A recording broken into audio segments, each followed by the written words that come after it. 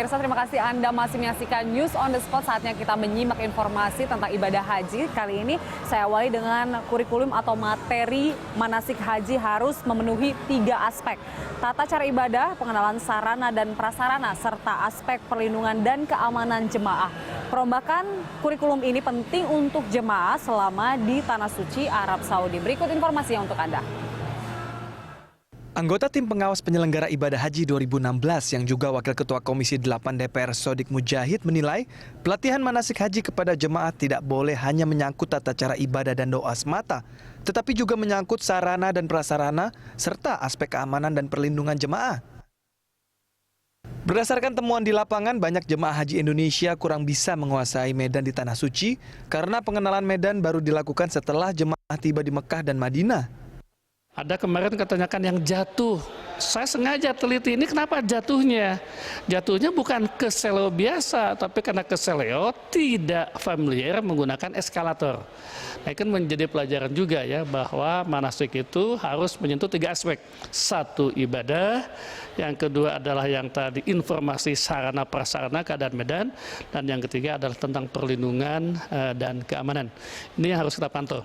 Dengan kata lain, maka setelah kita katakanlah membenahi aspek sarana prasarana, hardware-nya, kita mempengaruhi atau memperbaiki software dan SDM-nya. Saat ini kurikulum manasik haji memang 80% menitik beratkan pada tata cara ibadah, terutama doa-doa.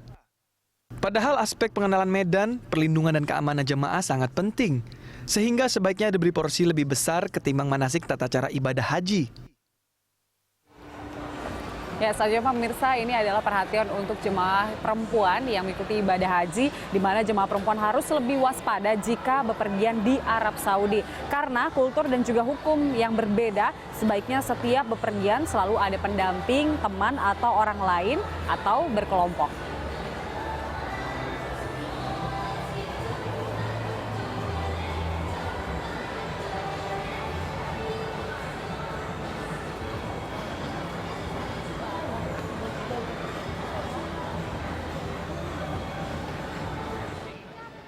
Jadi kejahatan terjadi.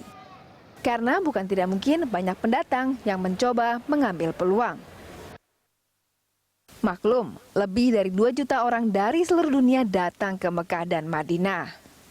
Anggota Komisi 8 DPR Arzeti Bilbina mengingatkan agar jemaah perempuan lebih berhati-hati menjaga diri. Sebaiknya jangan bepergian terlalu malam dan jangan pernah pergi sendirian. Jika tak ada laki-laki yang menemani, sebaiknya pergi secara berkelompok. Kita sendiri sebagai calon jemaah haji perempuan itu pastinya selalu diingatkan untuk selalu berhati-hati, untuk tidak bisa pergi sendirian gitu loh. Karena memang di sini kultur budaya masyarakatnya sendiri ya agak sedikit gitu ya, buat kita sedikit shock karena kalau di sana tuh kan perempuan lebih diutamakan kalau di negara Indonesia gitu loh. Ketimuran kita tuh sangat kuat sekali sehingga kemudian pada saat kita berjalan pun rasa nyaman kita itu ada. Tapi kalau di sini kita perempuan tuh harus lebih hati-hati. Mungkin sounding yang selalu diberikan jangan pernah berjalan sendiri, kemudian selalu membawa teman. Kalau bisa dari masjid jangan terlalu malam pulang ke tempat penginapan. Antisipasi itu harus kita ikutin. Menurut data yang dilansir Panitia Penyelenggara Ibadah Haji, jemaah perempuan Indonesia jumlahnya mencapai 55%. Lebih besar ketimbang jemaah pria. Ya, pemirsa, selanjutnya Dewan Perwakilan Rakyat kembali mengingatkan pemerintah, khususnya Menteri Agama untuk segera membentuk BPKH. Apa itu BPKH? Yaitu adalah Badan Pengelola Keuangan Haji, karena sudah menjadi amanat undang-undang dengan harapan pengelolaan keuangan jemaah haji lebih transparan. DPR kembali mengingatkan pemerintah untuk segera membentuk Badan Pengelola Keuangan Haji atau BPKH. Pembentukan BPKH dinilai penting agar penyelenggaraan ibadah haji lebih baik, akuntabel, profesional, dan mudah dikontrol. Dengan demikian, Kementerian Agama hanya mengurus penyelenggaraan haji, sementara setoran biaya penyelenggaraan ibadah haji dari para jemaah dikelola oleh BPKH. Menurut anggota Komisi 8 DPR Kuswiyanto yang ditemui di sela-sela pemantauan penyelenggaraan ibadah haji 2016 di Madinah, pembentukan BPKH merupakan amanat undang-undang. Karena itu DPR terus mengingatkan pemerintah untuk segera membentuk badan tersebut. Kalau ini dibikin, sesungguhnya banyak hal yang bisa dilakukan. Satu contoh katakanlah soal catering. Catering beras ternyata dari Filipina. Ikan ternyata bukan juga dari Indonesia.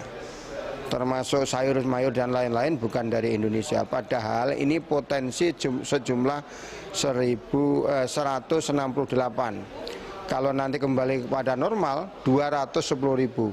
210.000 ini tentu adalah potensi pasar yang betul-betul sangat luar biasa. Kalau ini Sesuai Undang-Undang Nomor 34 Tahun 2014, BPKH mestinya sudah dibentuk. BPKH nanti akan mengelola keuangan setoran dari calon jemaah haji. Akumulasi setoran BPH diperkirakan mencapai 80 triliun rupiah dan akan meningkat menjadi 147 triliun rupiah pada tahun 2022. Angka yang tidak sedikit sehingga perlu dikelola badan khusus.